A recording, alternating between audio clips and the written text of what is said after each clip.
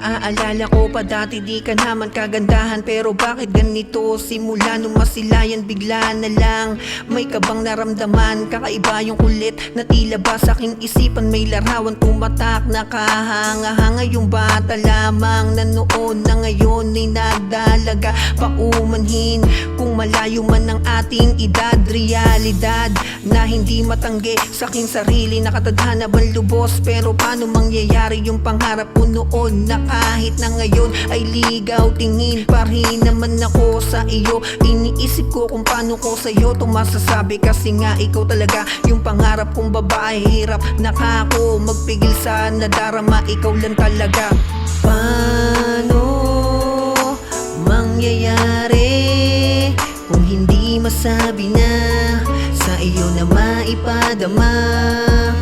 Ikaw lang ang babae pinapangarap ko, makasama hanggang tumanda.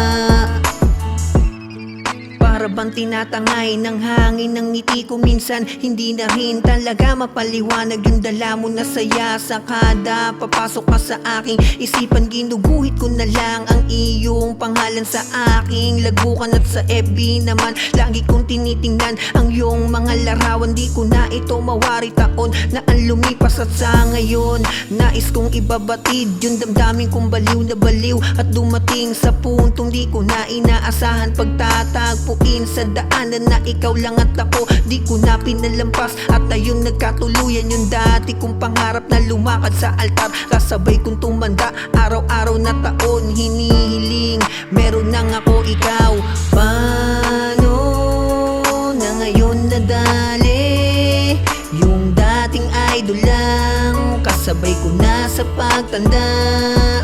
Paano na ngayon nadali yung dating idol lang, kasabay ko na sa pagtanda?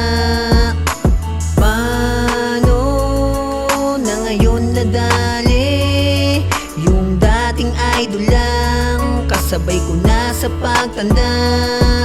Paano na ngayon nadali yung dating idol lang, kasabay ko na sa pagtanda?